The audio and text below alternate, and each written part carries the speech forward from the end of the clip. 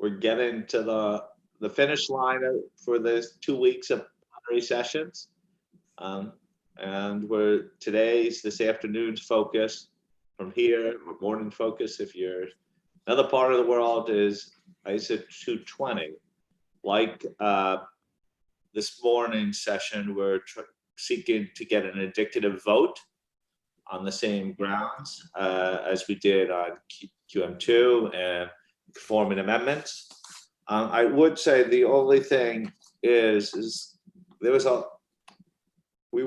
lots of good comments on text this morning, but we also have to be careful that we don't get into too much drafting on preference as well, and really focus on, have we got to the requirements right, and are they subject to the proper interpretation? So with that, Lynn, I turn it over to you. Congratulations to the task force for getting us to this point. Thank you very much, Tom, and good morning, good afternoon, good evening to all of you. This evening, we are going to use the turnaround document that was posted on Friday as the full document, and all changes will be on the slides. So just to be clear, all changes on slides, turnaround document is the basic document we are using.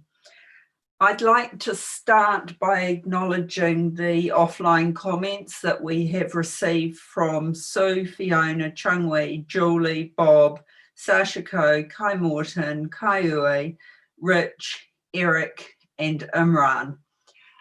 We have done our very best to deal with each of the issues you raised.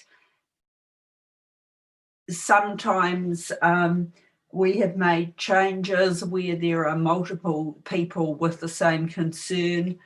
On individual preferences, it has been harder to make those changes at this late stage.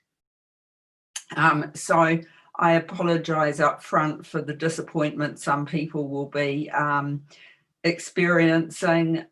On the other hand, if we make changes, our experience in 220 is then we change it back for the other 17.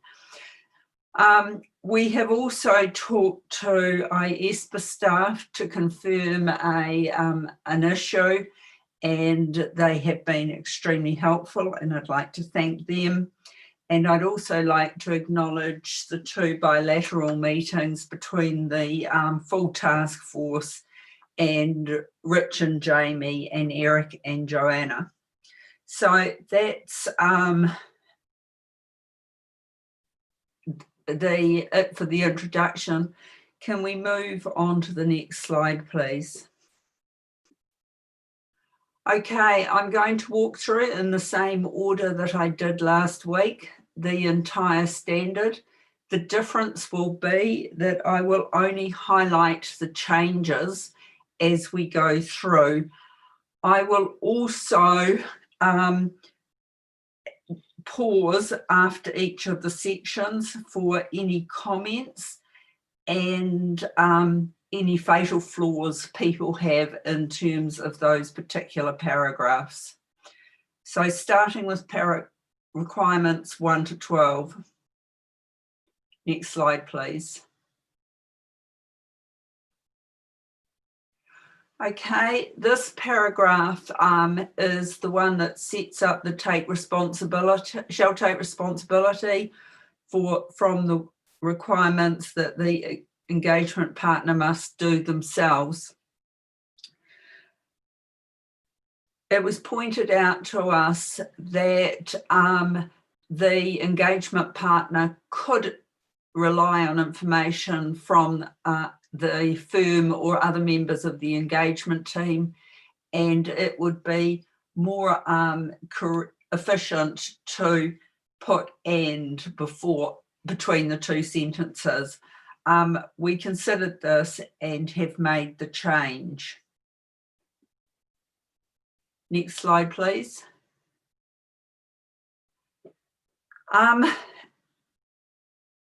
a second comment was made that there are 2 paragraphs that talk about the engagement team, that's paragraph 37, and differences of opinion, or paragraph 41, which is documentation, which refers to the auditor, and that it would be more correct to exclude those paragraphs. Rich had a preference for making this change. It is not the preference of the task force, but we have included it for completeness. So at this stage, we have not included this change. Next slide, please.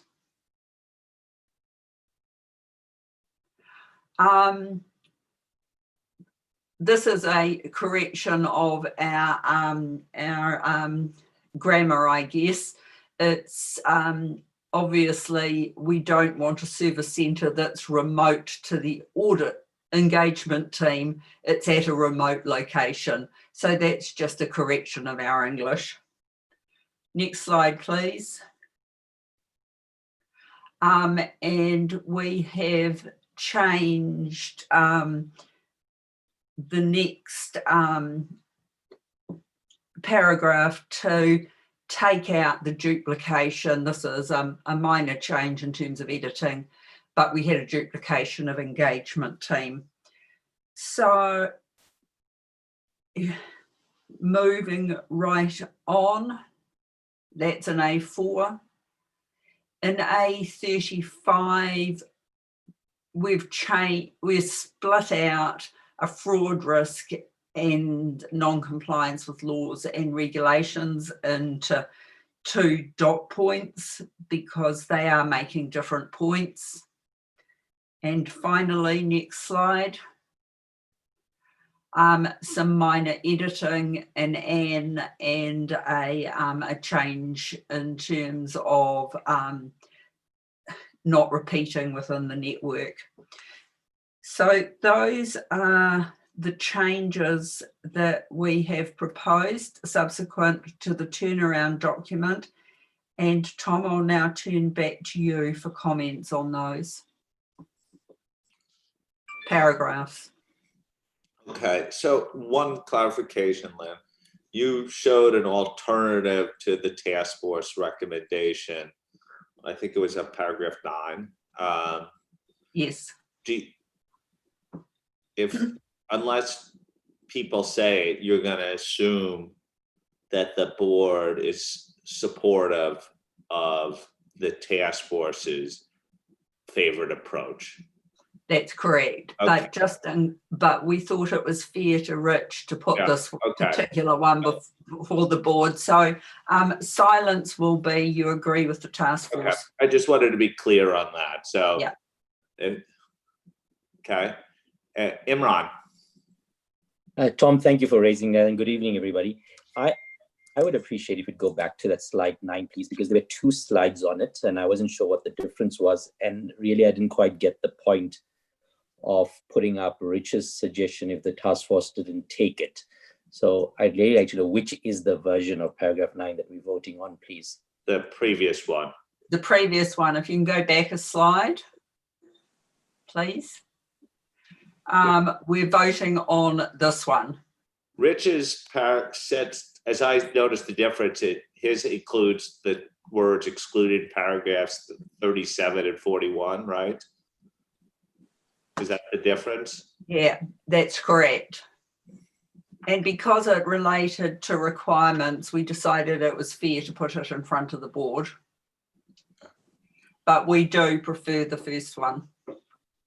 That's the one we're putting up for vote. Okay. Imran, is that clear to you now? So I understand what the options are. Thank you. Okay, thank you. Fiona. Thank you and good morning, Lynn. And I'll kick off by saying thank you very much for considering our comments. I know that many of the changes we'd suggested have been made, and I appreciate that, in particular the requirement that we'll come to it shortly, I'm sure. I did have a couple of edits that I provided, but they are literally just at the edges. I have no fatal flaws, and I'm very supportive of where you've landed on in this paragraph in particular, which is what you've asked about, but in general across the whole standard. So I'm comfortable and supportive of where you've got to. Thanks, Lynn. Thank you. Thank you. Julie? Hi, Lynn, and I'll offer my thanks for considering all of our comments as well. I know how tough it is to try to make everybody happy. You can never do that. I guess a couple things. One is the words that are deleted here and crossed out and highlighted in yellow, I guess I'm worried that when we remove those, we've potentially removed the context in which the words that follow it are meant to be. I feel like the context is now missing for why the engagement partner would obtain information from the firm or other members. I personally didn't have an issue with to fulfill the requirement because I felt like it talks about the requirement in the sentence right before, and so it just followed along. So I guess my preference would be that we reinstate the words that you previously had there without the change. And then my other comment was on A13. I don't know, Lynn, if you're planning on talking about A13 or not, or should I hold that one for another section? No, talk about it now, Julie. Okay, so on A13 is the scalability example in the application material that talks about the way in which an engagement partner might be in a position for which they would design responses to address the firm's quality risks.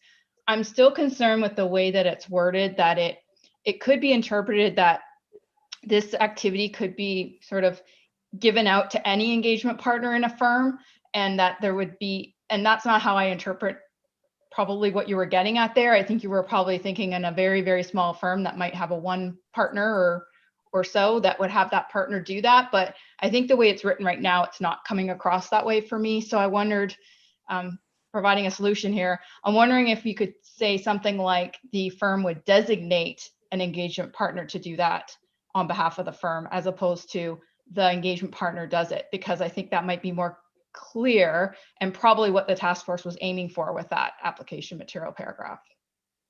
That was all I had, Tom. Okay, so I think we need to resolve paragraph 9 and deal with A13 later. I know that the task force was anticipating something on A13. And obviously, since we're bringing this up on 9, because if by physical show of hands, do you have anything other than those 2 paragraphs? Like, I'd rather focus on 9 right now, get 9 out of the way, and then move forward. Any comments on 9? Raise your hand if it's on 9. Yeah, Sachiko, Bob, Eric. Okay. Chun-Wei, Rich. Yeah, I presume when you say 9, it's application material 2.9. Yes, correct. Yeah.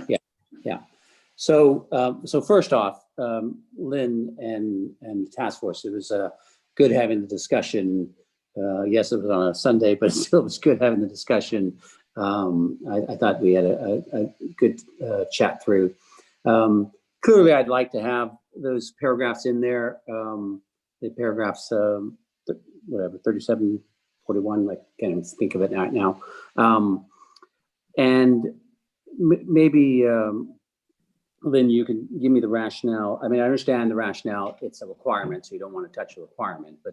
But I think the question more that I'd like to understand is how do you see it works based on not making a change, considering that those 2 do not relate to an engagement partner. So at least I can understand how I'm supposed to interpret the language that we would keep in and not make a change. That's question 1. The second, again, the other thing we raised was the wording that was in A71 that was moved to A21A. About the ability to depend on the firm's policies and procedures. So it was in the standard. If we didn't make the change to A21A, which again, we use some of the language that we have in there. So I appreciate that. Then it would be in A71, but when it got moved over, we lost that. And to be honest, I actually thought you thought that was an important area to include, that depend on the firm's policy and procedures, which we're using throughout the quality standards. So I'm trying to understand why we lose that. I understand it has to fit into the wording, but I'm still not sure why we would lose that, because to me it's really important, and something that as part of our outreach was really looked at as an area to help people be able to apply the standard. So those are my two, Lynn. Thanks a lot for your help. Okay. Brett, I saw you had your hand up. Will you try to respond to with some of the rationale? Yeah, I thought I could come in, but also I can wait until after Lynn if that's more appropriate. No, Brett, go for it. Why don't you come in now? Because if you address some of the issues that are being raised, it may impact other comments. We're not trying to cut people off, but we're also trying to be efficient with our time. Sure, no worries. So the reason why we made this change was really we got a comment that the last sentence of paragraph 9 was kind of sitting on its own, and it just said to fulfill the requirement, the engagement partner may obtain information and so on and so forth. But it came in at the end of a long paragraph that talked about all sorts of requirements. And so what we were trying to do was to close off the possibility that that sentence could be read as just meaning requirements in general. So by joining the two sentences together, that's all we were trying to do, was to join those two thoughts together. The rationale for not wanting to do the excluding 37 and 41, and the task force did take it very seriously, and we spent quite a bit of time debating whether we could do it or not. What we ended up coming to is it ended up just complicating what is otherwise a relatively direct paragraph that communicates a very clear message about engagement partner responsibilities. And so when we got into there, immediately we started in on the question of, well, you almost have to explain why you've excluded those two requirements. And it's not obvious, because you've got to go there and then you've got to work your way through those paragraphs to find the actor in each paragraph and realize it's not the engagement partner. So it wasn't that we didn't agree that there was a valid point there. It's just we ended up deciding, you know what, we think the words that we've got are clear enough. They're conveying the point we needed. And that was the rationale for trying to join those two together. So I hope that helps just to set a little bit of a context for why we got to where we got to. And Rich, in terms of the firm's policies and procedures, when we looked at it, we thought it was diluting the responsibilities of the engagement partner, which that they could just rely on the firm's policies and procedures without doing anything. So that's when we deliberated further as a task force, that's where we got to, and that was our rationale for getting to there. Okay. Having heard Brett and Lynn's perspective, I'm not going to allow people to talk, but I guess I would like people to reflect of whether they could accept that logic as well, and recognize that we may not have everything that we want personally in this sentence, but are you comfortable with that logic, and do you believe that the task force has gotten it reasonably right, that it could be executed properly? Bob? Yeah, thanks, Tom and Lynn. And as you recall, this paragraph 8, or I guess it's paragraph 9 now, is one of my big concerns, because it's so fundamental to understanding the entire standard. I have to say, at first, there's, as you said, Tom, there's some things in here I would like to have it, that didn't make in here and everything. But I think actually now it's a fairly straightforward paragraph. I think A21A, expanding the example a little bit helps. And for that reason, I reflect back on, I think this is, just put on the record, we had talked about the implementation guidance, and I think this is a paragraph that warrants some pretty extensive coverage.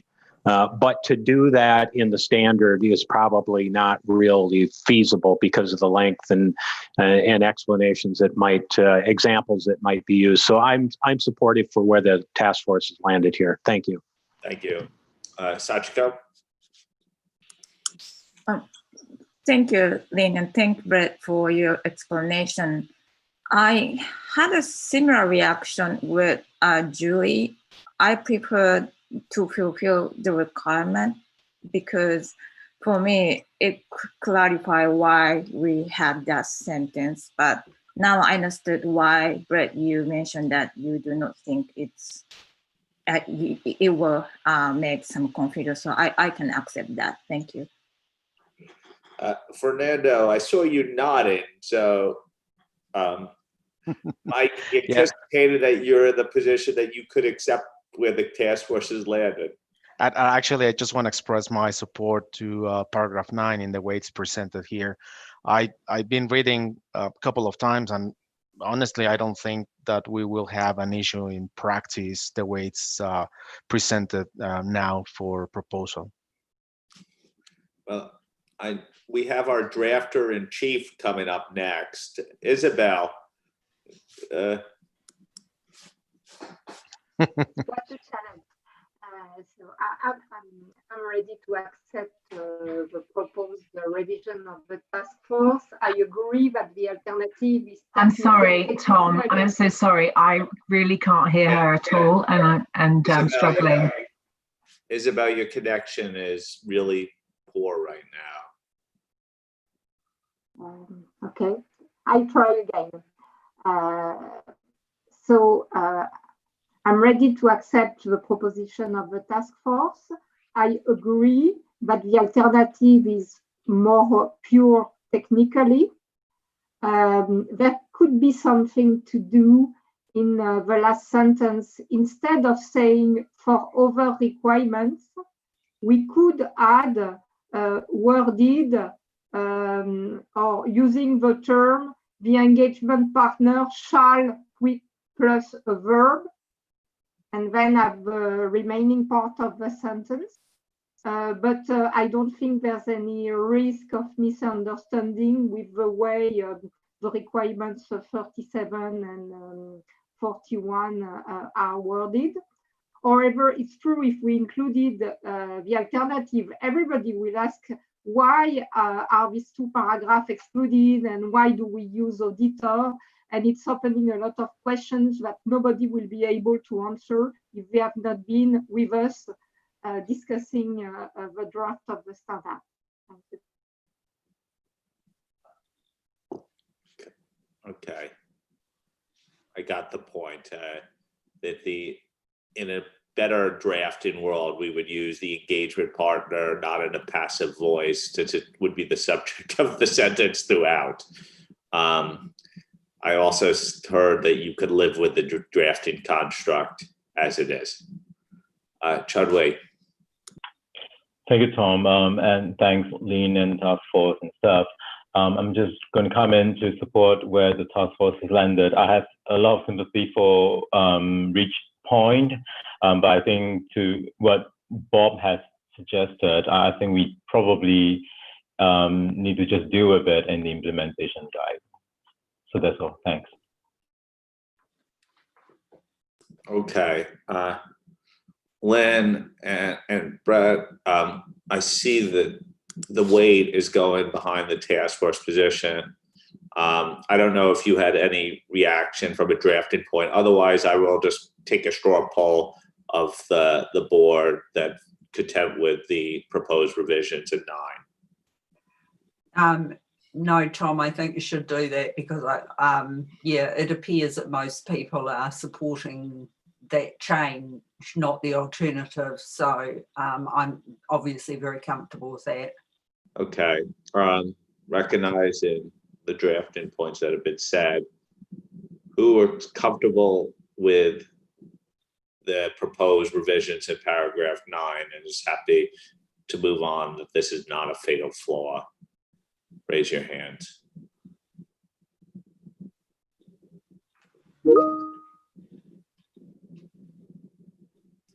Okay. I know, Rich, you did not raise your hand, but I assume this is not a fatal flaw for you. You just show it, your let's say disappointment where the board has landed on that.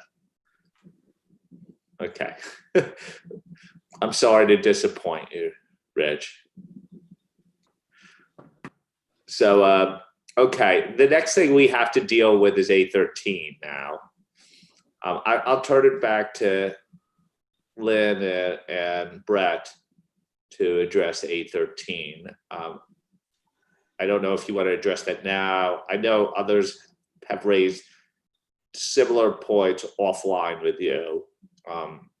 Would you like to get other perspectives, or would you like to put out what you've been thinking through on A13?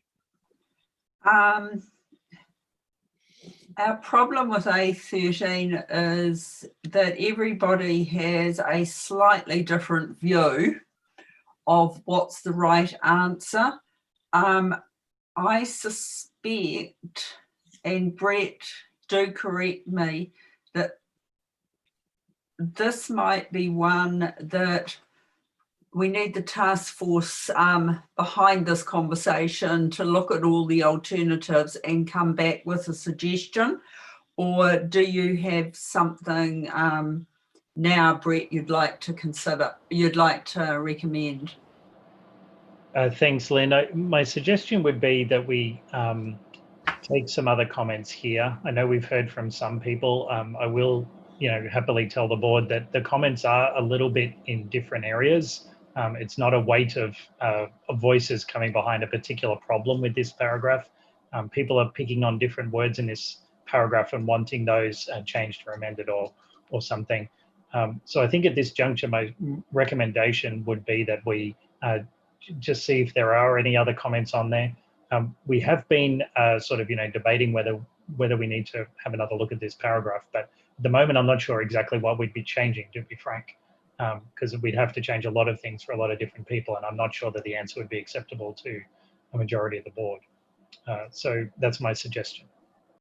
Okay, and before we take those comments, our intent here is absolutely your 1 to 3 partner firm, and that, for example, things like independence, they're designed engagement per engagement rather than an enormous declaration system that a big firm would have. So that's what we think we're saying. It's very hard to change at this point in time because of the different views. So if anyone can, it would be useful to get those people that agree with it, what's currently there, and some input on what changes you want. We've heard from Julie already, who would like the words designated by the firm to be added, but other input would be useful. Yeah, I guess you raised the point is who's comfortable with the language as suggested by the task force, and who would like to see some changes. If you're comfortable with the language as put forward by the task force, just give me a sense. I'm not going to stop people from commenting, but raise your hand digitally.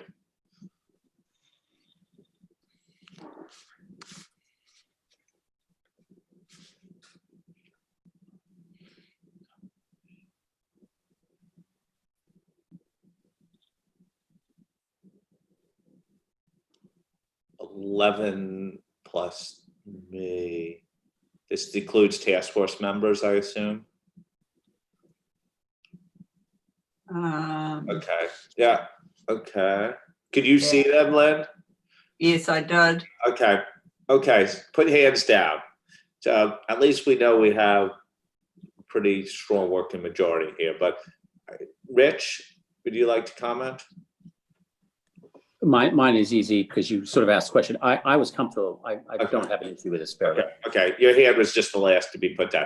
Okay. Now, we heard Julie's comment, which I don't know whether it is a relatively minor one or not, to add. I saw Fiona's hand was not raised with this for the task force position. So but her hand was up previously. Fiona, were you wanting to come in? Yeah, I can't hear you.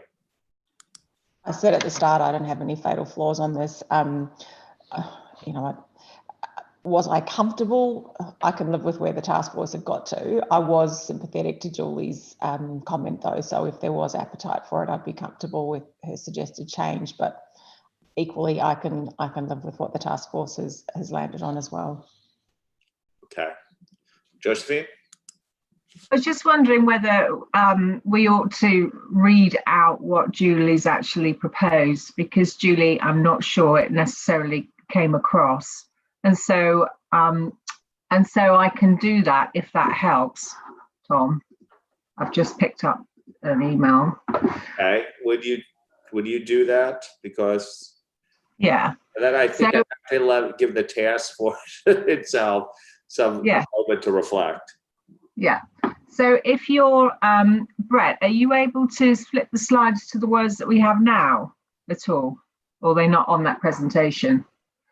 They're not on there. Okay. All right, that's fine. So if everyone could go to A13, it just means changing the beginning to read, in a smaller firm, the firm's policies or procedures may designate an engagement partner on behalf of the firm. And then the rest of the sentence reads as you read it there. So in a smaller firm, the firm's policies or procedures may designate the engagement partner on behalf of the firm to design many of the responses to the quality risks and so forth. Okay. Apologies, just one small thing there. I think it's an engagement partner, not the engagement partner. Yeah, thank you. Do you have this in writing? I don't know if you could at least put it in the chat function. We will have it on the public record, just so it's easier for all of us to see it in writing.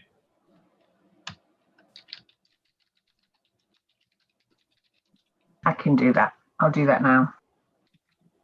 And we'll obviously read whatever for the public record, because the chat function is not streamed. Oh, God. Julie, is that a fair reflection of what your suggestion was? Chudway, do you want to come in?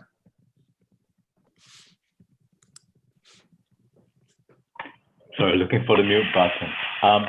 Yeah, so when I heard what Julie shared, I actually wasn't sure if that's the intent. I mean, that wasn't how I read this paragraph. I think as the task force know, I had an issue with this paragraph, but it was for a different matter. To me, maybe it's a slightly smaller matter. I thought that responses and policy and all procedures, these are sort of equivalent, and putting them together sort of confuse the reader a little bit. So I actually proposed some changes, but as I mentioned earlier, I can leave with what where the task force was landed.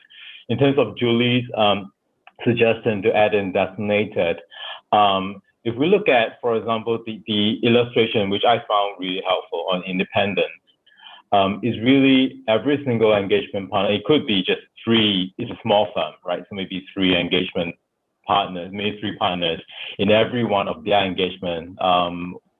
They have to consider that. So I thought what Julie was suggesting is that, you know, maybe you have three partners and one or two of them will be designated to design, implement responses on behalf of the firm, which is slightly different from what I understand this application material to be saying. So I'm not sure whether I agree, unless my understanding is incorrect. Okay. Sue. Thanks. So I didn't originally have a concern on this paragraph, but it's been interesting following the discussion, because I think I actually probably agree with what Chun-Wei's just said about I'm not sure that what's there now is actually conveying what Lynn just described around the fact that the the responses would be by the individual engagement level, individual engagement partner at the engagement level. And I think Julie's proposed change brings that further apart, because it's talking about the firm's system rather than the actions being at the engagement level. So I think it would be helpful to get clarity which way that the intent is, to be able to help with the drafting of the text. Brett? Yeah, thanks, Tom. I thought it might be helpful just to stand back a little bit, forget the words for a moment, and just work out exactly what it is the task force was trying to convey with this paragraph. What we were trying to say was, if you remember back to the exposure draft, one of the questions we'd had was, we had a diagram that had firm level responses and then it had engagement level responses. And so for smaller firms, we said, well, realistically, some of the firm level responses may actually be done by the engagement team.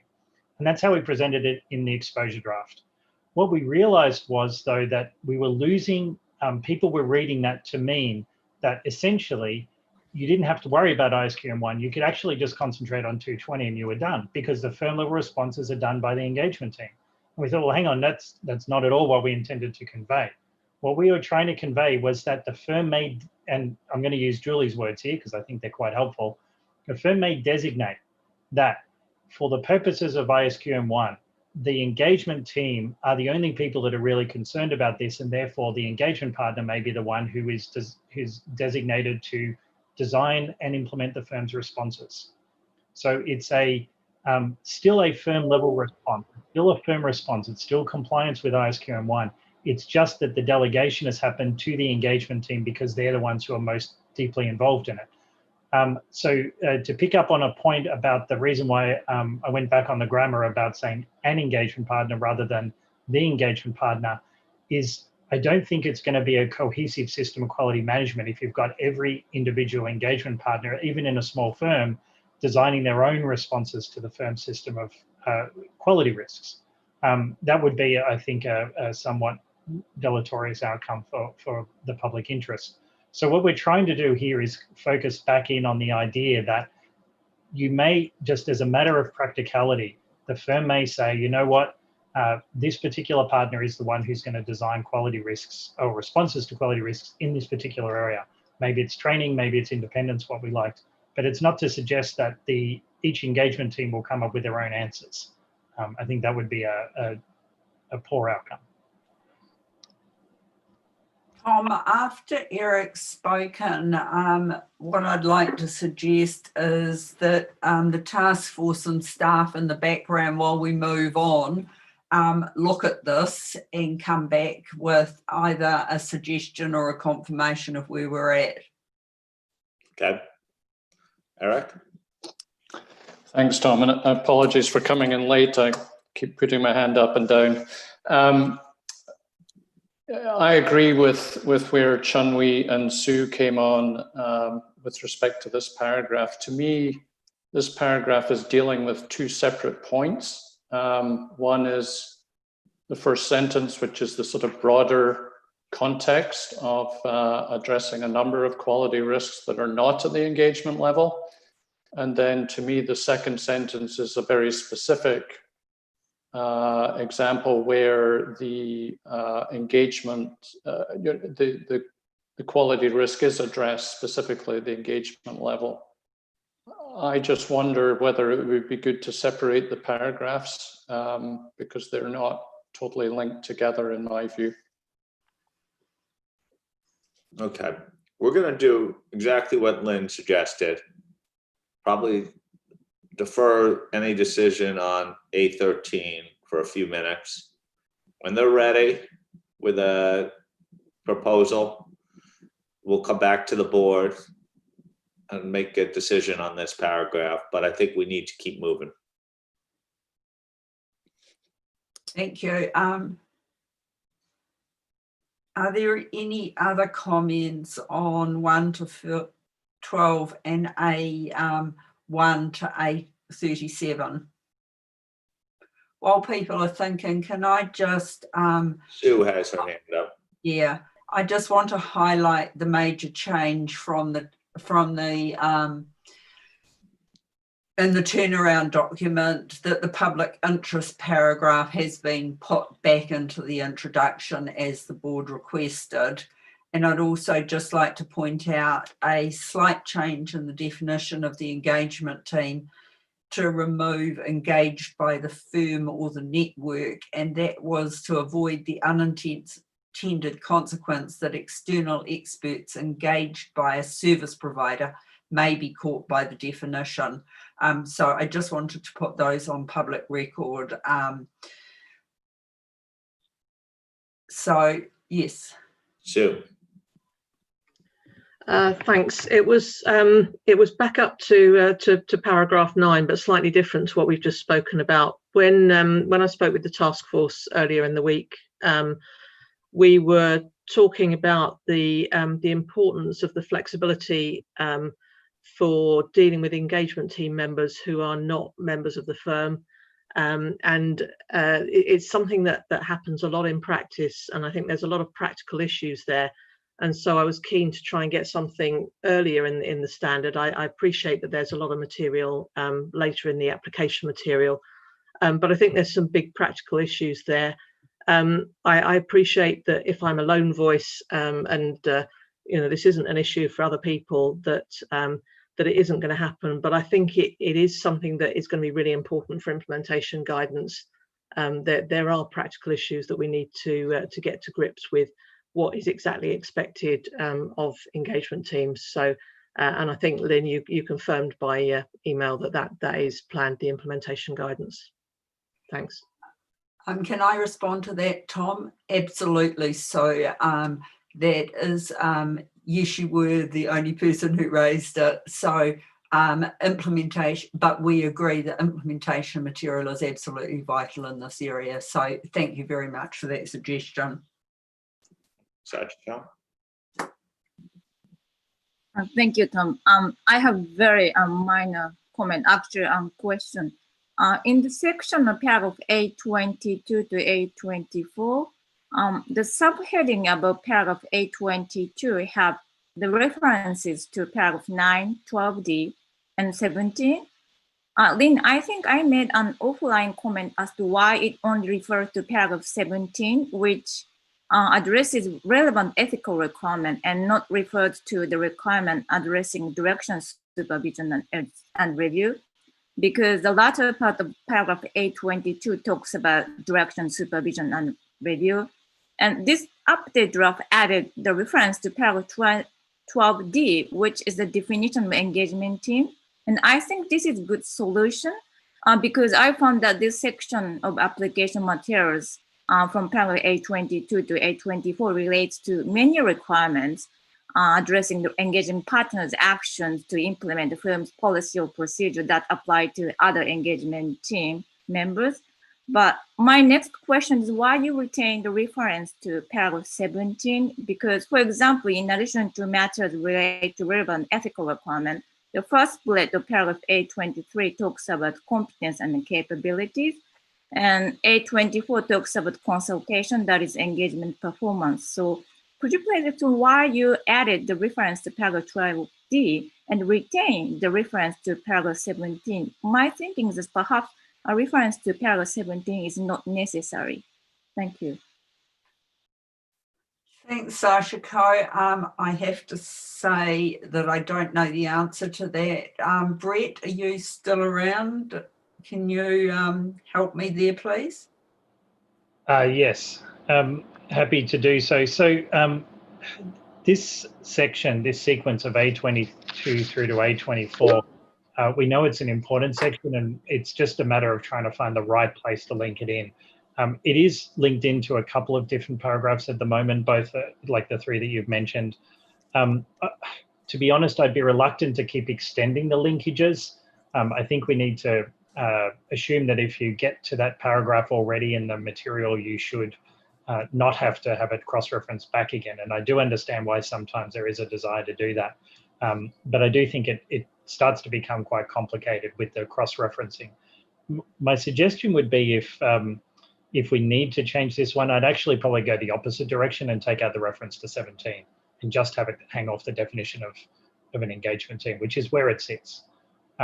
In the sequence of the application material, it sits against the engagement team section. So I think that's what Sashiko is actually suggesting, to delete 17. So I think that's fair because we have picked out 17, whereas I think 12D is the right one on reflection, having just read 17. So the proposal is in in that paragraph, we will delete 17. Thank you, Sashiko. Okay, are people content with that suggestion? Nods to indicate contentment, I guess is the right word. Okay, no one's objecting to it. I didn't see a hand. Vili, you wanted to come in? Yeah, Tom, maybe just on A13, I think. So let's just make sure that we're done with this paragraph. So it's 813. No, I want to clear this section off with the idea that 813 is left. Any other comments on this group of paragraphs? Okay, no others. Vili, the floor is yours. Sorry, I just wanted to make sure that we were done with this, save for A13. Tom, just on A13, because there's so many different options on the table, I think the most effective way for us to do this is that Brett will set up a separate Zoom meeting. So if we can get through all the other stuff and you can give the task force just about 10 minutes so that we can just quickly convene, consider the alternatives and then come back to the board, I think we can solve A13. Okay. Record. So just since we said that we have an extra half hour in your Outlook calendars already, assume that it's going to be used tonight, everyone. Okay, next group of paragraphs, Lynn. Okay, thank you very much for that. Let's move to slide 9. And here we're going to take paragraphs 13 to 15. The major change that was made in the turnaround document was to do as the board requested, and that was to delete 14A, which was the public interest dot point. Next slide, please. The only other change we've made here is to change from personnel to individuals, because it is possible that you could bring people in from outside the firm to help you in this area. So that is the only change made here. Happy to take any comments on these 3 requirements and their application material. Any comments? Fiona? I'm supportive of the changes. Thanks, Lynn. Thank you, Fiona. I should have also said this is in alignment with ISQM1 issue. Okay. Anyone else? I don't see. Well, that was easier than the first block. I think we've done the biggest block, Tom. So, yeah, that's good. Next slide, please. Okay, 16 to 21 in the turnaround document, there were some minor changes, and we have added one thing since then to make it crystal clear that it is non-compliance by the entity, not non-compliance by the practitioner or the engagement partner or engagement team. So that is the only additional change we've got there, and minor change, very minor changes in the turnaround document. So comments, back to you, Tom. Yes, Rich. Thanks for that comment you made on 17C as to why you did it. I have to say that's not where Jamie and I came out when we read this. That you're trying to focus on the entity versus focusing on people maybe thinking that it's the practitioner. I read this as that we're narrowing the non-compliance that could happen, because we're saying it's the entity versus the wider acts that could be done by individuals, both working for the entity or management, et cetera. So looking more at 11C of ISO 250, I'm just not sure. One, I'm not sure how I would have gotten that from that. Obviously, someone thought that it meant the practitioner. So this put me off, and I'm just not sure if we need to make that change when we're looking at how it would apply for ISO 250. So anyway, I hope I explained my concern, Lynn. Thank you. Eric?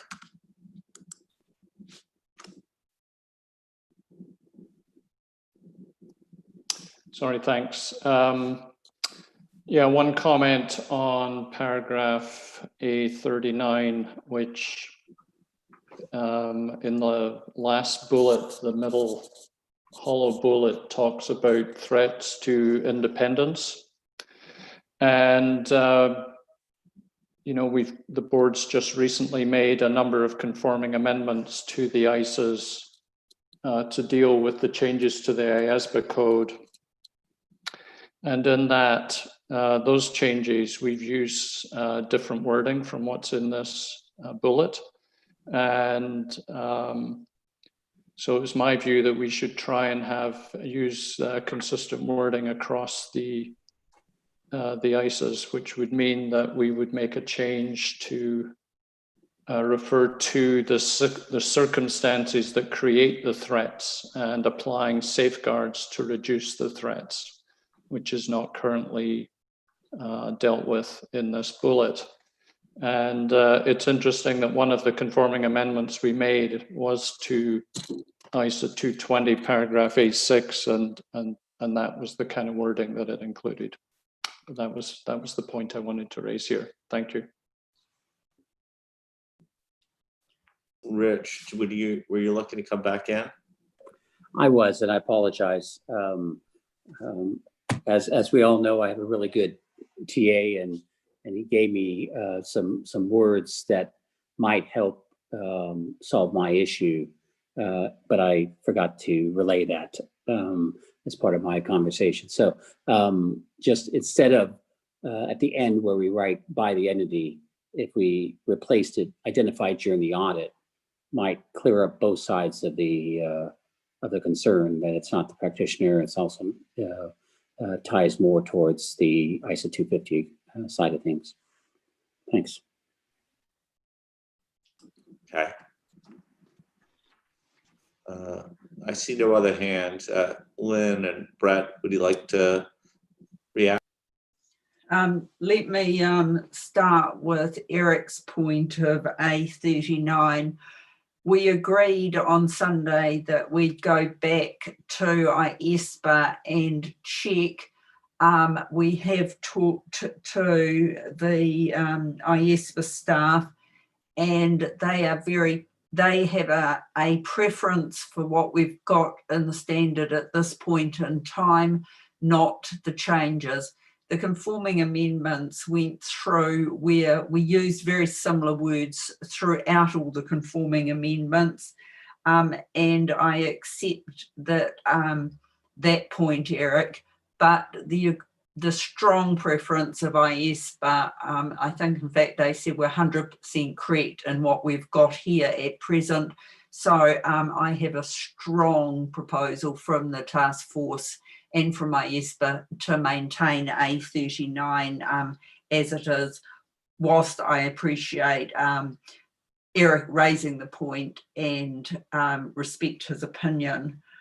In terms of the by the entity matter, as I see it at this point in time, I've got one board member preferring it to be there and one board member preferring it to be changed. So off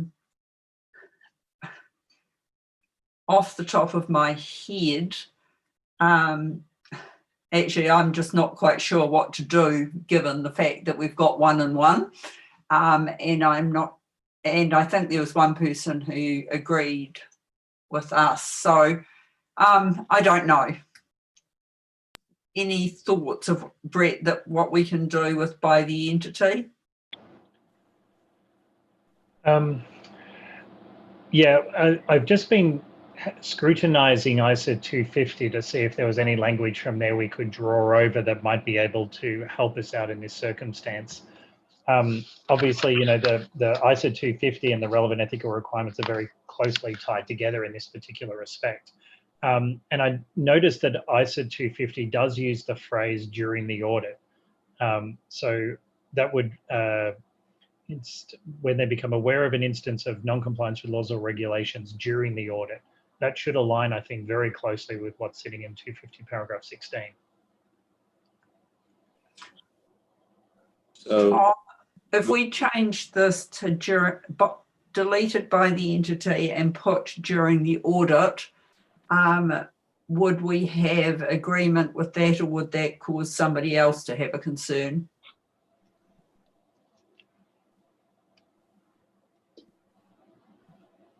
Does anyone have a concern with the suggested change by Brett? Okay, thumbs up or something, nod the heads, wave your hand. If you're really upset, wave your hands like this. Tom, could someone just read that out again for us, please? Can you, first of all, for the record, Brett, could you tell us what paragraph this is and what the sentence is, just so the recorded? Sure. So paragraph 17C would now read: the responsibilities of members of the engagement team when they become aware of an instance of non-compliance with laws or regulations during the audit.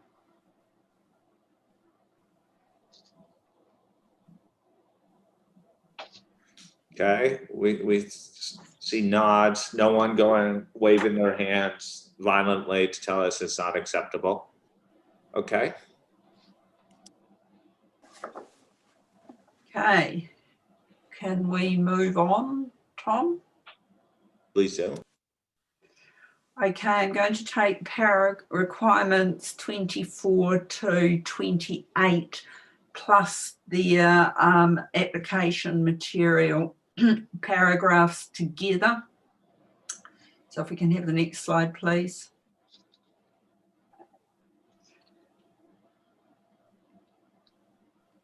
Hold on. Karen, Keep going. Next one, please. Next one, please. Okay, we have one alignment with ISQM1, and that is to say the culture that exists throughout the firm, and that's an A71, and we have one minor change where we missed one of the technology resources, and we should have put IT application, so we have changed that. So both minor changes in those two sets of paragraphs. I'll turn it back to you, Tom.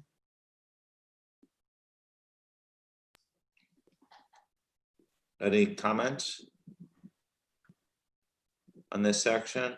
22 through 28, I believe.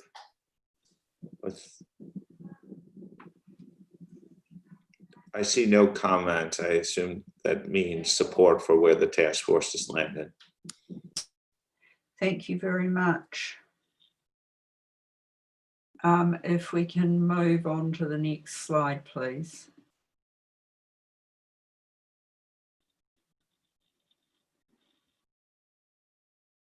Next slide, please, Karen. Okay, we're definitely on the home straight here. In terms of the next set of paragraphs, it's the 10 paragraphs between 29 and 39 and the accompanying application material. Next slide, please. Okay, we have removed this first sentence from A90 as we're holding off conforming amendments to 300 until the finalisation of 600, and this will be added back as a 600 conforming amendment. So it is a technical point and relied on advice here. In terms of A98 and A98A, I apologise for the mistake. We actually added 98A and forgot to delete 98. So that was a mistake, and we apologise, but now it has been corrected, and thank you for everybody who pointed it out. On A111 and A112, we have made an amendment to align with a ISQM1 of putting identified deficiencies in both of those paragraphs. So Tom, back to you for any comments on those paragraphs. Just as a reminder, it's 29 through 34. 39. If you could turn back to the slide that has which paragraphs it is, that's perfect. 29 to 39. Thank you. A80 to A112. Fiona? Thanks, and thanks for the explanation that I wasn't going mad saying A98 and A98A twice. So A98A is the paragraph that is staying. I was just wondering why the deletion of the word formal, because it then takes it out of alignment with the requirement where we talk about formal written communications. That's the only comment I have. Thanks. Okay, Chun-Wei. Thanks. I have a comment on A95, the last bullet point. So I think as we sort of realized over the last few discussion, there are people who are confused about SDC, whether they are in the firm, they're outside the firm, and of course those people who have been following our conversation know that it could exist in different structure and could be inside or outside. I'm just slightly concerned that the way it's worded now, with the example, because we say structure and engagement team location, and then including when they are outside the firm, and then the example is SDC, that some people may just take it that SDC have to be outside. So it's just maybe a minor point, but I just thought we do not need those few words, including when individuals from outside the firm are used. So I thought we could just remove that, because the key point to this bullet is about the structure and the location. So to avoid confusion, I would suggest removing those words. Okay, I'll take one more. So, thanks, Tom. Again, going back to the discussion we had earlier in the week, paragraph 31, which is around the documentation requirements, or the review of audit documentation. I think there are issues or clarifications in relation to large audits, not just audits that are group audits, but just large audits, perhaps where you've got more than one engagement partner. It's kind of scalability the other direction.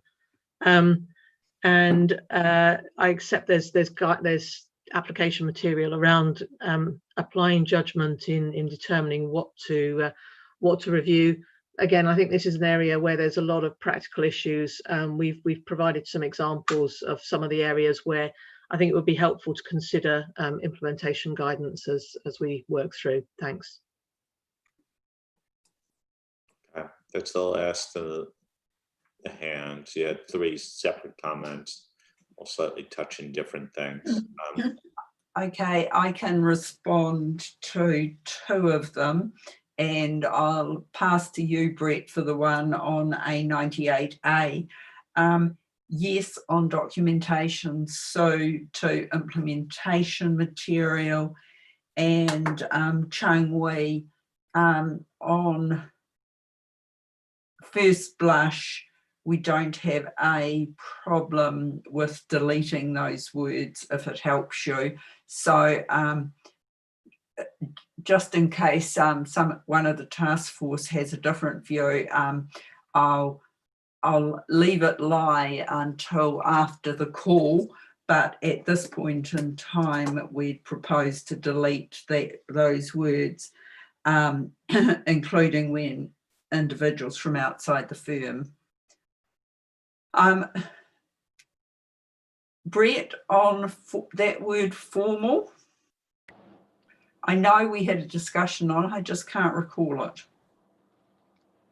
Thanks, Lynn. Yeah, so Chun-Wei raised in the plenary session last Wednesday that the word formal in the requirement, when it's repeated in the application material, can give the impression that the application material is actually telling you that you're free to select which formal written communications you review, which is therefore contradicting the requirement. So what we've done instead is taken out the word formal so that the concept of professional judgment is now more in the context of which written communications you're reviewing, and the formality part is required. So that's taken out of the thing.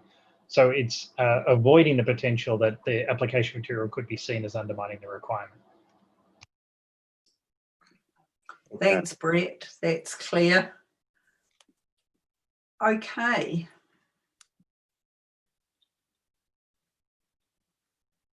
Tom, can we move on? Yeah. No comment as a response to the reactions. I think there's one thing that about just confirming the deletion of the words suggested by Chun-Wei. Non-task force members, no violent reaction to that.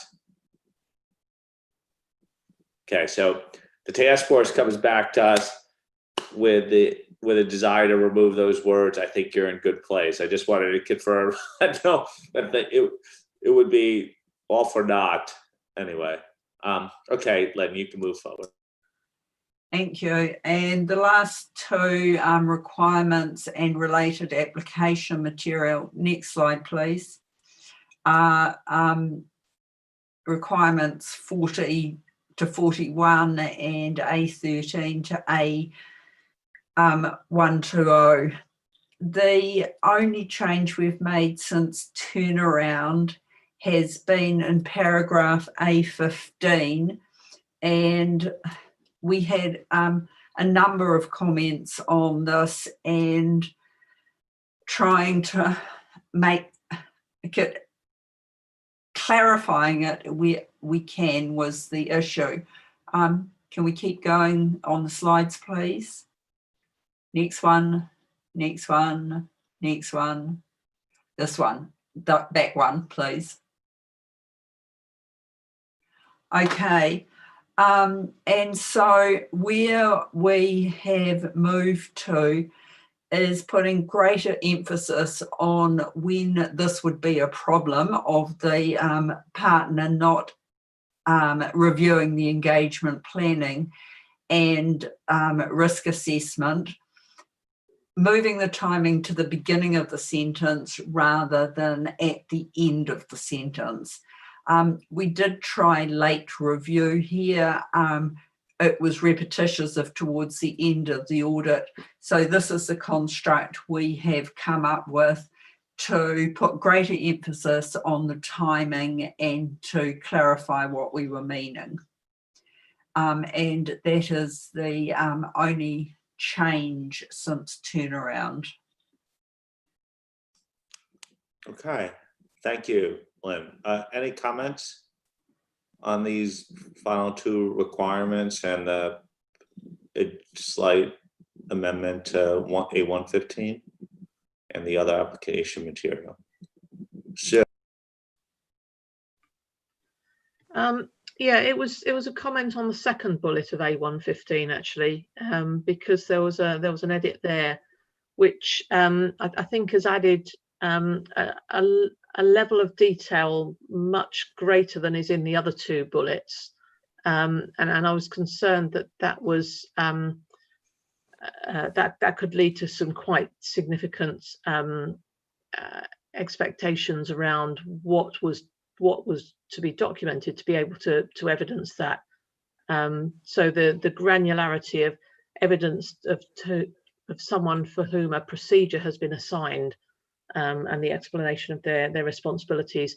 Lynn, I know that we had an email exchange just earlier this evening, and I thought that the task force was going to relook at that, given the difference in nature to the other bullets. So thank you for reminding me of that, because I had a note to actually say that and I forgot. The task force in the background are actually looking at that second dot point. So that's the other issue that we will come back on when we have our 10-minute break. we have three issues you're coming back on. A13, confirming that you're going as with the rest of the board, that you're fine with the deletion per Chun-Wee Celeste suggestion, and the second bullet point of this A115 paragraph. Is that correct? That's correct. Those are the three. Okay, Chun-Wee? Thanks, Tom. So just on what is currently on the screen, I was okay with what we had, which was late, because I thought the key message here is that, instead of looking at it at appropriate point throughout the audit, they only look at it at the end. So you almost need like only or something, because there's nothing quite wrong with reviewing towards the end of the audit. The issue is that they only look at it at the end and not, at appropriate point throughout the audit. So I'm not sure the current sort of edit that we have shown on the screen convey the message that we want to convey if we don't have late or only or some qualifier in that sense. We will just add that to our 115 discussion. Okay. Imran? Can I just express my support for the point that Chun-Wee has just made? This first dot bullet does reflect an enormous amount of latitude in relation to towards the end of the audit. And I wonder whether too many practitioners won't get caught up in this example. Okay, so now we're having two bullets considered on this. Are there any other comments on this, the proposed edits? Then I'll have a suggestion, not about the specific language. It's fine, Josephine. I was going to send you the task force into deliberations now. So would you like but the only thing I would say is that it's on the second bullet point of A115, so we can go away and we can deliberate, but Sue's concern was with the additional words that have been added. So, and this is exactly what Lynn was saying. When we start adding, then we've usually upset someone else in the process of doing that. So, an alternative that I just want to check with the board is that we just delete what we've added and go back to what we already had in the second bullet point, rather than try and rewrite it again and then, inevitably upset more people along the way. So I'm just a bit concerned about breaking out and then trying to do something to this bullet when essentially we've added this for somebody. Why don't we just take it out? So I can't remember who raised this point. Apologies, Brett, I haven't got that sheet in front of me, but just checking that whoever raised this particular point and what those words added, that they are still happy with what's there. Okay. So how would you have it read?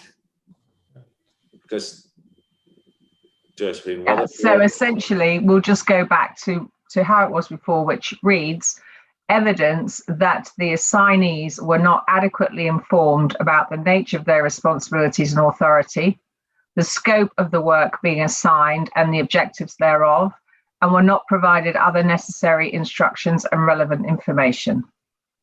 So essentially, it's reverting to what we had before we changed it. with the board, Rich?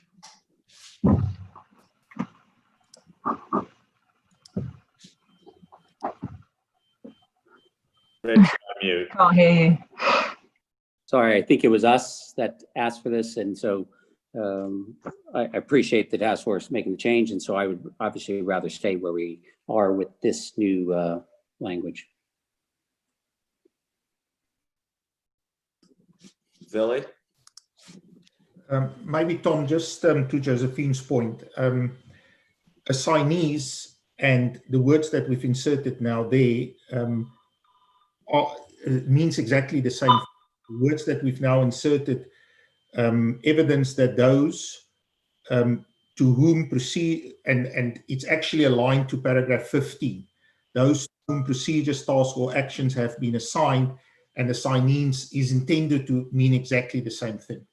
The other thing is in paragraph 15, it is very clearly cited that the engagement partner can assign the design and performance of procedures, tasks, or actions.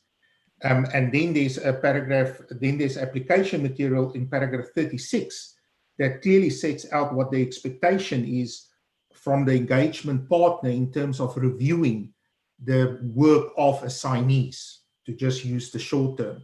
So I really don't think by putting in what we've had or going back to assignees, we've actually in any way whatsoever changed the meaning or the work effort that is required from the engagement partner. If you read it together with paragraph 15 and A36, where the concept is introduced originally. Okay. By show of hands,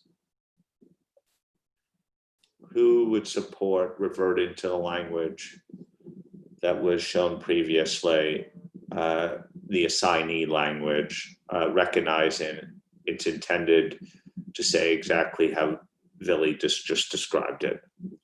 Could you raise your hand?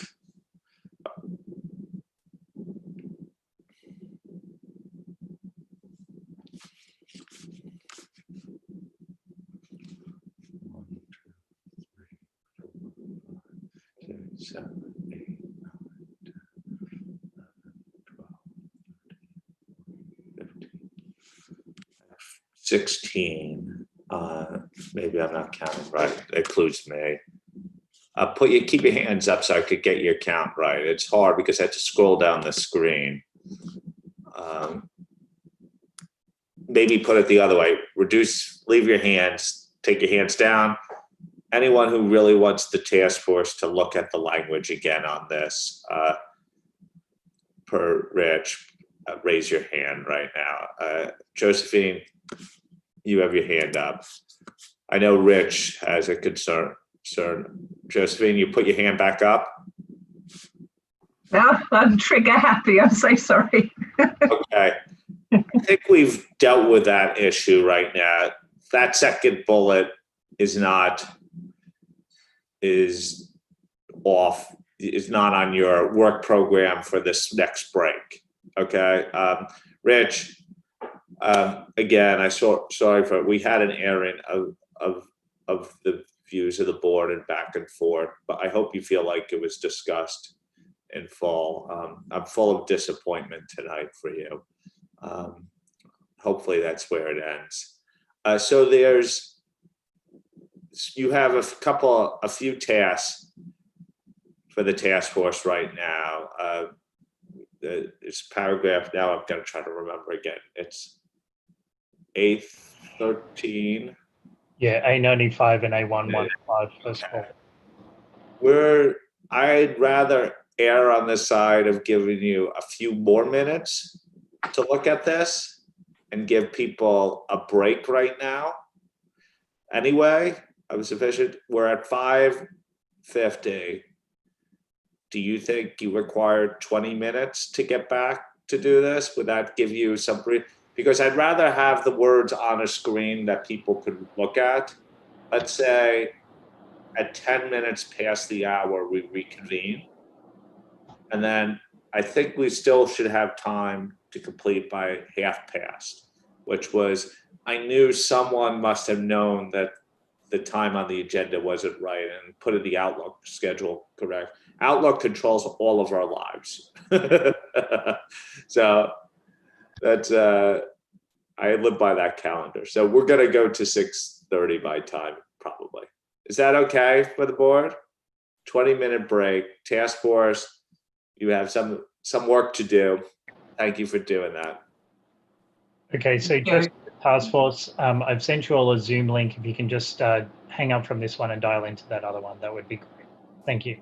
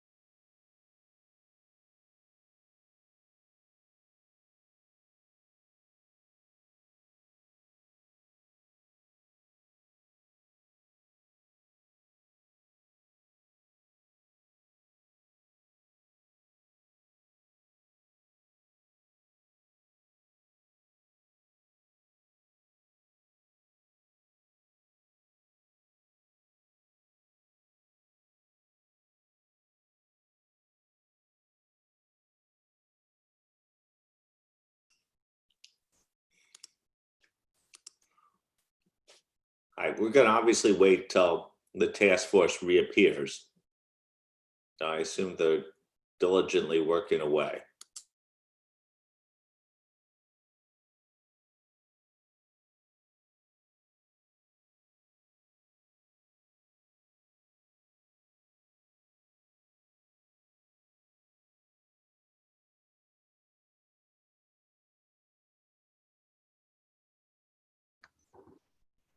Julie, you're taking lots of notes for Wednesday, having seen the other two go before you. Yes. And I'm assuming you'll borrow some of Imran's jokes.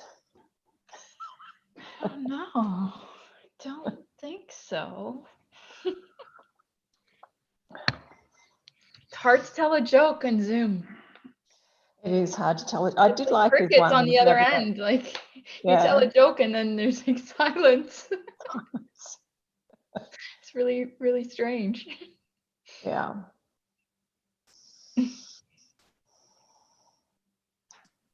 I think they're just wrapping up. Yeah.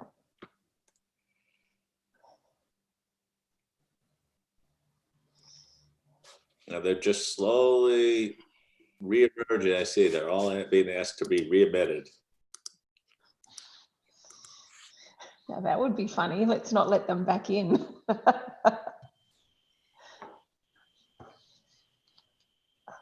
Okay. Fiona, you're sending mixed messages. Hey, James, a little bird tells me you guys are allowed back in the offices now. Is that right? Or is there limited numbers and lots of restrictions around access again? It's limited. Kevin actually came out with a message today saying, you know, the offices are not reopening until the end of the year, but they're not closed. So those that need alternate spaces to work can find. I've taken advantage of it last week, and we'll probably again this week. And I've messaged my staff as well. So I don't expect a big influx, but it is nice to have an alternative, you know, change of venue once in a while to work. Tom? Hi, Philly. We've taken away the shared screen for the slides. So what Brett will be doing is he will just share his screen and we'll just show the marked up text for the 3 items that we had to consider. Okay.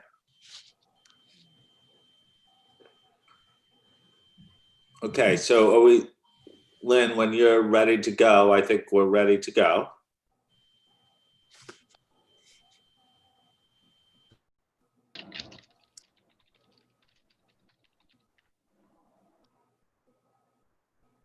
You're on mute, Lynn. Sorry about that. The task force have deliberated on the 3 pieces of application material, and we have on the screen the 3 suggestions for those paragraphs. For A13, and I'll read it for the record, we propose in a smaller firm, the firm's policies and procedures may designate an engagement partner, in brackets, partners, on behalf of the firm to design many of the responses to the firm's quality risks, as doing so may be a more, and the rest of the paragraph is the same.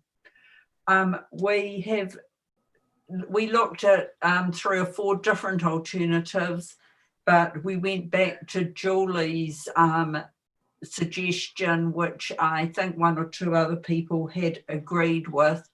And we also accept that this is an area to potentially provide some implementation material on. Moving down, Brett, can you move down the slide, please? We have on paragraph A95 agreed with Chung Wee's suggestion, and the first dot point now reads the structure of the engagement team and the location of engagement team members, full stop. we have deleted, including when individuals from outside the firm are used. Thank you. Move down. For a 15 first dot point, we propose for it to read lack of timely review by the engagement partner of the audit engagement planning, including reviewing the assessment of risks, material misstatement, and the design of those responses to those risks. So that is deleting towards the end of the audit from the beginning of the sentence. So Tom, those are our three proposals for those three application paragraphs, and I commend them to the board. Okay, let's go scroll up to the first one. We'll do one at a time. Okay, A13.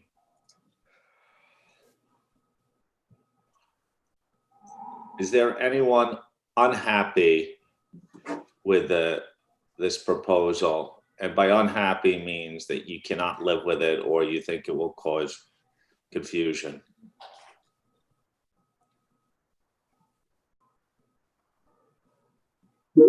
Okay, could I get then, assuming just confirmatory, hands that are happy with the proposal?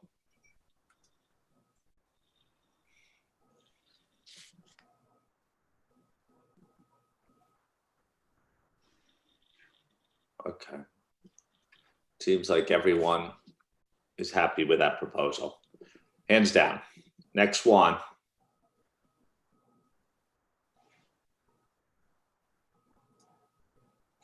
A95. Okay. Anyone unhappy with the proposal on scalability?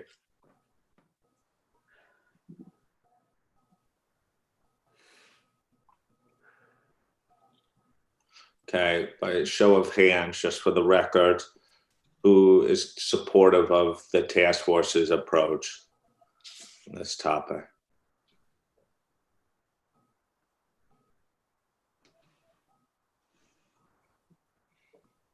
Okay, I have everyone's hand up on that. Hands down. Next one, Brett.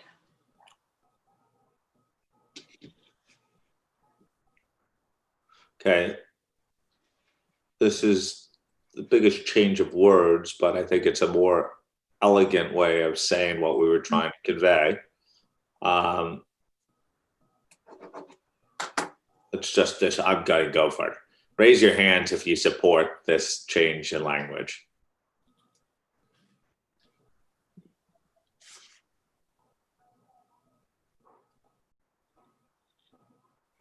Okay, I don't see any board member objecting to this change in language. Hands down.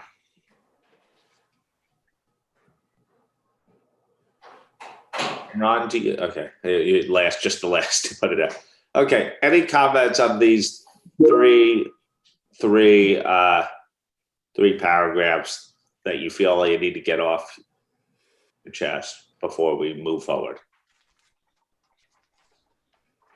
Okay, well done, task force. Good 20 minutes spent. Productive. Thank you, everyone. Lynn, I turn it back to you. Thank you very much, Tom. We have now completed the walkthrough of 220 revised, and turn it back to you for the next part of the process. Okay, at this point, I want to quickly allow any other comments that haven't really been said to be said on 220 before we go into the formalities of voting. Any, Rich? Thanks, Tom. I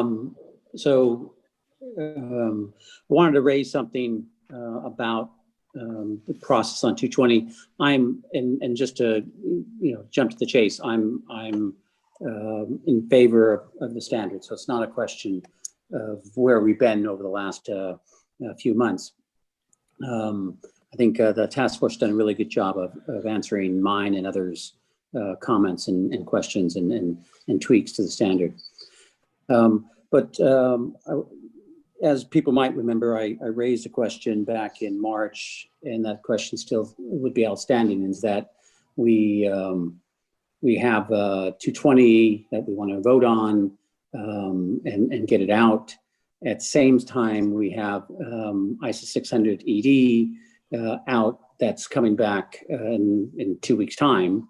And so I'm concerned that, and this is a big if, because it's not like I know there's any specific thing, but if there are substantial concerns that come from the comment letters, then we may be putting the board out for criticism to have to address those substantial changes immediately after approval and release of the standard. Again, what I'm not talking about is just, conforming amendments that just obviously happen. We saw those in 315 to 540. We knew those were happening. Those obviously there was a change that came through. But what I'm concerned is that as we said, 600 bills on 220. We don't know yet how it will work out. One of the concerns we talked about earlier was a worked example to see how 600 works in conjunction with 220, and that's something that's been pushed to the 600 task force to do. But again, that's part. Hopefully, we'll get comments from the as a result of the comment letters that tell us that it works, doesn't work, or there's a problem. Again, it's also not dealing with 600 comments. It's the substantial comments that might deal with how 220 works in relationship to a group. So, I might be the only one, or I might be one of only a few that have this concern, but I did think it's worth putting it on the record so that the board can at least, consciously make a decision that, one, they don't think there are any substantial changes, or two, which would have been my suggestion, but again, whether we can get there, I don't think we would, is, here in the next month, figure out whether there are any substantial, while we're still doing everything else, space inclusion, and getting rid of the PIB, just so that we know that it's not like things are going to change dramatically immediately after we issue these standards. So I just wanted to put this out there. Again, don't know if anyone else has any similar comments or concerns, but I wanted to see if the board can at least consider this and positively make comments on this matter. Thanks, Tom, for giving me a few minutes. Thank you, Rich. Thank you. You shared this comment with me previously. Obviously, there's a risk that we will find something new and we won't let it. We can't let a mistake go unintended. Obviously, we rely very heavily on the due process that the standard has gone through and the deliberations of the board. Vili, I know you had some thoughts on this topic. Yeah, thank you very much, Tom, and again appreciate the point that Rich has brought up. I think we also discussed this during the March meeting when ED 600 was voted out. I think what we need to remember, and obviously the scenario that Rich has put forward is, there's always the possibility of that, and we like to think that we've put all the measures in place to prevent that from happening. So maybe just as a reminder that, we just need to keep in mind from the time that the ISA 600 project was delayed, which happened more or less back in September 2017. The ISA 220 task force has been very conscious about the fact that in all probability the QM standards in ISA 600 will not have the same effective date, and therefore they've been very diligent in drafting ISA 220 revised to ensure that 220 revised will be able to work together with extant 600. To an extent, I also know for a fact that because this was also brought up after at the March meeting, the chair of the ISA 600 task force did an additional exercise again to just make sure that ISO 220 can work together with extant 600. And I think we're comfortable in that regard. And I think if the scenario that Rich has presented to the board comes up, then obviously as a responsible board, as we would do in any project, we would, if there's a problem, we would fix it. I think the course of action in this case, because 600 builds off of 220 and 600 is still an open project, we will try obviously to fix it primarily in 600. But I mean, we don't know what we're going to get from the comment letters. So let's see. But like I said, as a responsible board, if something is really fundamentally wrong, yes, then we need to fix it. But I think we've put measures in place to ensure that we don't get to that point. Okay. Any other thoughts on this?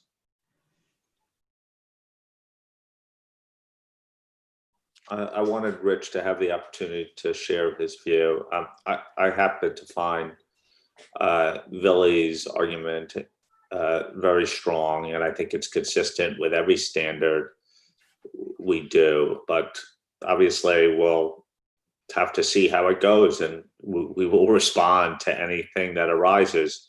But I'm pretty confident in the expertise of our board staff and the benefits of the due process that we followed here. So I don't think we need to add anything to this discussion, but thank you, Rich, for raising it. So with that, I think we should get down to the formalities of the process and ask the task force to talk about the due process of the standard right now. So could I ask Lynn to comment on from the task force chair perspective? Okay, in the task force's view, the significant matters it has identified as a result of its deliberations since the beginning of this project and its considerations thereon have been reflected in the agenda material presented to the IAASB at its meetings. In the task force's view, there are no significant matters it has discussed in this project that haven't been brought to the IAASB's attention.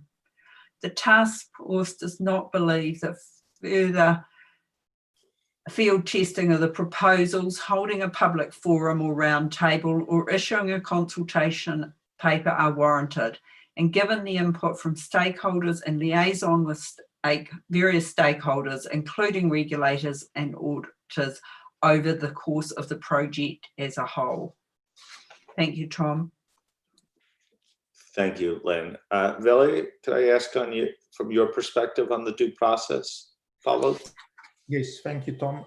Again, I refer board members and official observers to agenda item 8 that sets out, as stated in its objective, the status of the due process followed in relation to this project under the headings that address background and due process up to the date of the September 2020 IAASB meeting.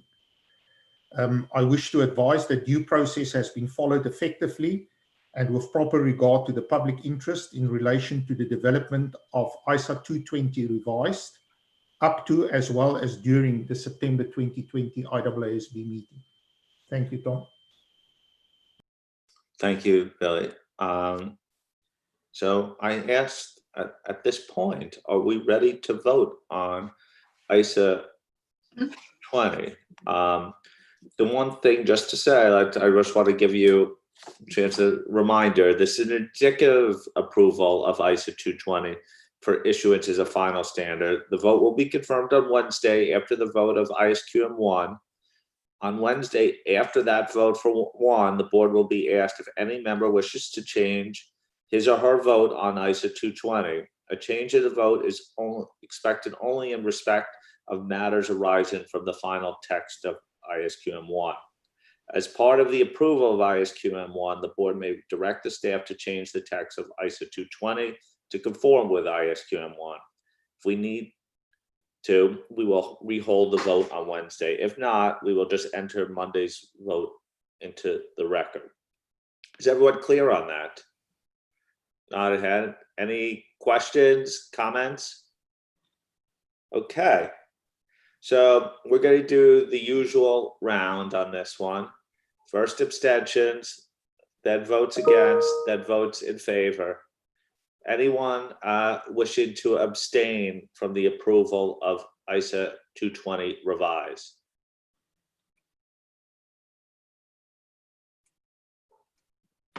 I see no hands. Anyone want to vote against the standard of ISA 220? I have one hand shown, Kai Ue. Okay. Those who wish to vote, Kai, you can lower your hand, please. We'll come back to you in a sec. Those who wish to vote in favor of the standard.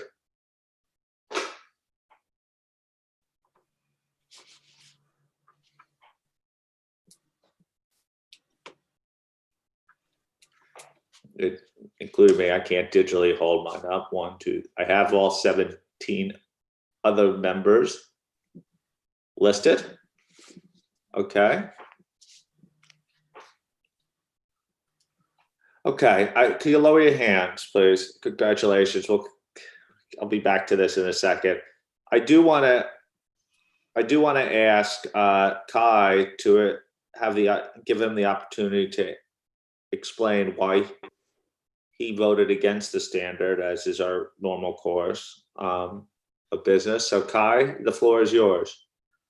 Thanks, Tom, and good evening from Germany.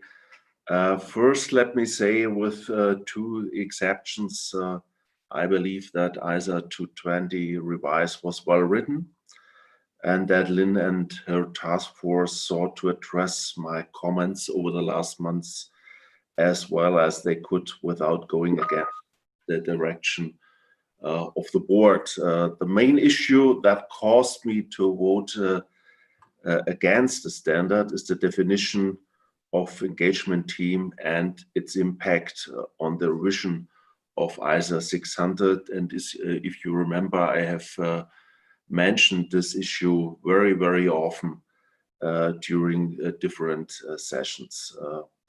I'm not convinced that the extended definition of engagement team to include component auditors is practical, particularly in situations where component auditors are from another firm or network. Due to conflicts of law relating to ethical requirements, I'm not convinced that the extension of the engagement team to component auditors in other jurisdiction is always practical in this respect either. In addition, direction, supervision, and review of employees and partners within a firm is fundamentally different than seeking to direct and review component auditors from another firm or network, particularly when there is no contractual relationship between the group auditor and the component auditor, which is very, very often the case. As a professor of business administration, it seems to me that we are stretching the technical meaning of the words team and supervision under management theory to the breaking point and are creating a new expectation gap in relation to this issue. The second issue relates to my disappointment that the new standard addresses the impediments to professional skepticism without clarifying that all of the impediments addressed in the standard relate to non-compliance with the fundamental principles of the Code of Ethics. And also this issue I have mentioned very, very often. In my view, this weakens the connection between compliance with the code and the exercise of professional skepticism and represents a missed opportunity to strengthen the link between auditing standard and the code generally. That's all. Thank you very much. Thank you. Okay. So the next thing we need to do, having had 17 votes in favor of the standards approval, is to understand from the task force chair why the task force recommendation is that re-exposure is not warranted. Lynn, I'm to turn to you. Thank you, Tom. An agenda item 4D, we presented the task force's analysis of proposed 220 revised need not to be re-exposed. We also, in agenda items 4E, showed a comparison of the requirements of ED 220 with the requirements shown in the agenda item 4A. In brief summary, as I set out last week, we had a number of key objectives in this project, and as I set out then, we believe that we have addressed all of the key matters that in that regard in the public interest. We have also taken all of the comments in the and considered all of the comments in the response letters, and we have, as a result of that, there are no substantial changes to the key elements of the project. No new concepts have been introduced, and the changes to the text post response are in response to the feedback from respondents or from the board. So on that basis, the task force considers that re-exposure is not necessary. Thank you, Tom. Thank you, Lynn. So what we're going to ask now is a vote whether we need to re-expose the document comments. Remember, the basis for this is really whether substantial change has been made to the exposed document, not whether you agree or disagree with the document itself. The first thing who believes that the document needs to be re-exposed by show of hands? Anyone wish to abstain from the vote on re-exposure? A show of hands, who believes that re-exposure is not warranted?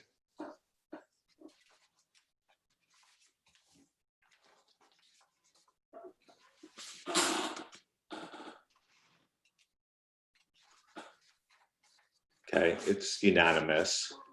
18 votes saying not warranted. Let's take your hands down.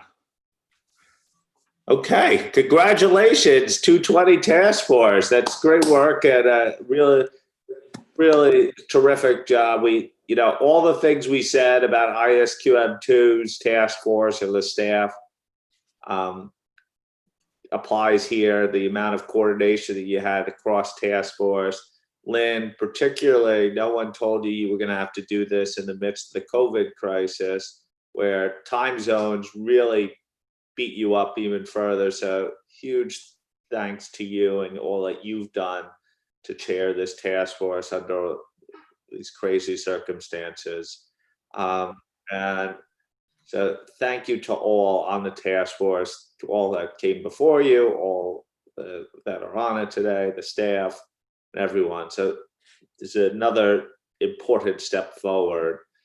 So Lynn, I invite you to make any comments you'd like. Thank you very much, Tom, and thank you very much to the board for passing this very indicatively, this very important standard. A number of years ago, Arnold came to New Zealand, and it was at the time when these projects were being talked about. And I remember distinctly in a meeting saying this quality group of work is really, really important. Not for a nanosecond did I think I'd actually have to do that work. So a lesson to me from 220 is be careful what you wish for.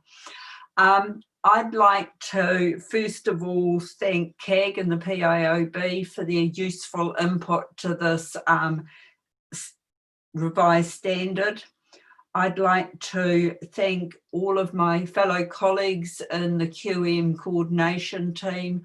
It's been a pleasure to work with you all, and I think it's all been done incredibly professionally, our coordination. I'd like to thank IAASB, Ken, Carla, Richard and Sylvie for the pragmatic way and principled way that they dealt with our interaction with them.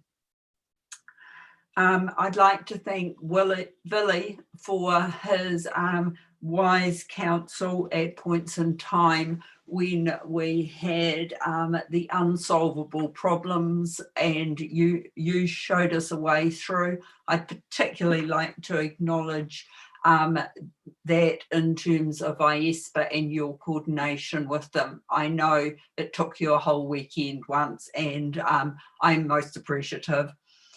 To the staff, I'd like to thank Sky Sims and Joy Thurgood for their support of the project, and I'd like to particularly acknowledge Brett for the sterling effort that he has made to bring us to this point.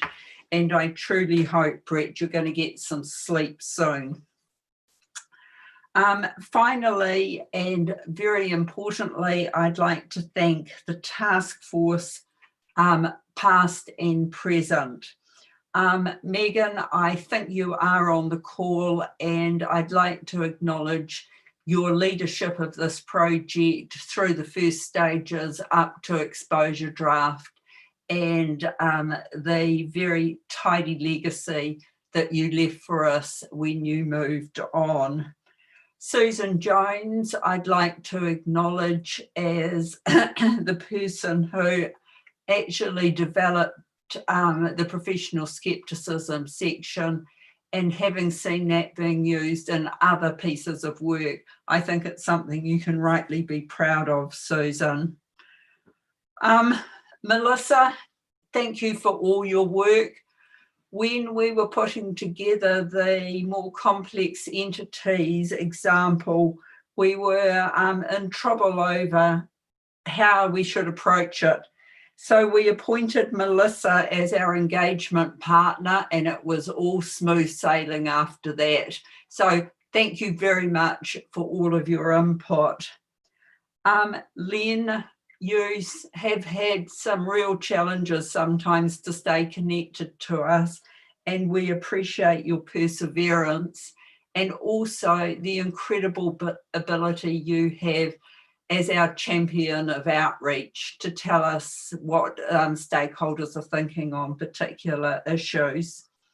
And Josephine, your technical input has been just invaluable, as has been your memory and your commitment to making changes that actually are technically correct and serve the public interest. And it's on that point of the public interest that I'd like to finish and say I truly believe that this revised standard will serve the public interest well, and I look forward to seeing it appropriately implemented.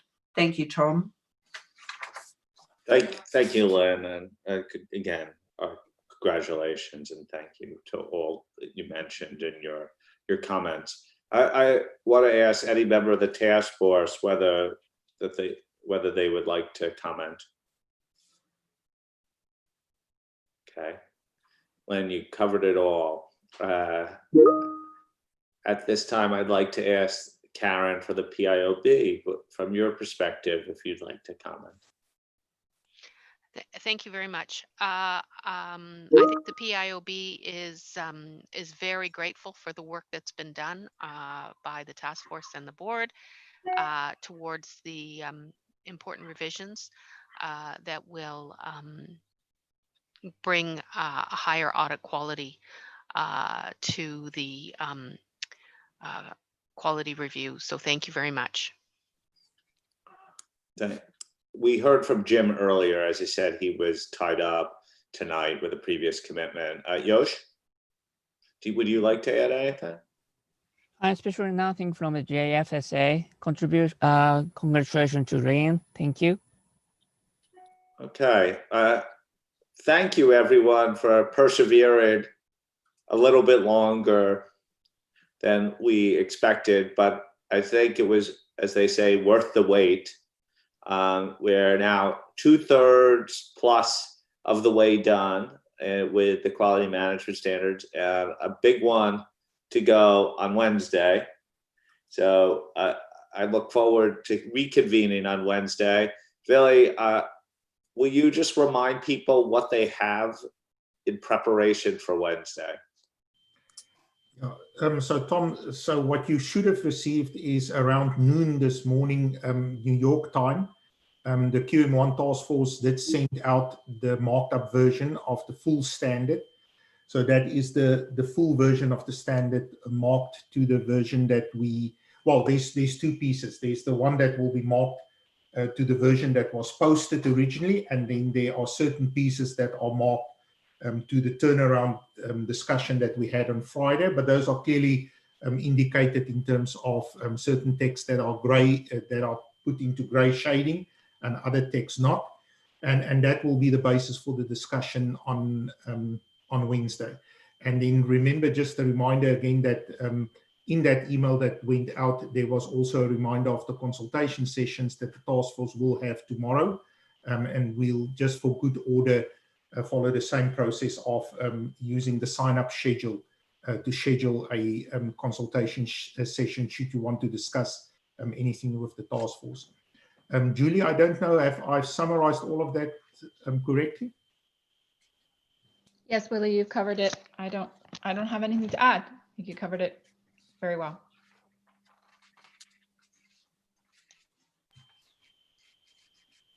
Okay, thank you, Billy, and thank you, Julie. Any questions, concerns, issues that any board member would like to raise or observer like to raise before we bring this meeting to a close? Okay, there's no hands up, so I'm going to bring today's session to a close. Really important day. Congratulations to all involved. Thank you for your input, and we reconvene on Wednesday.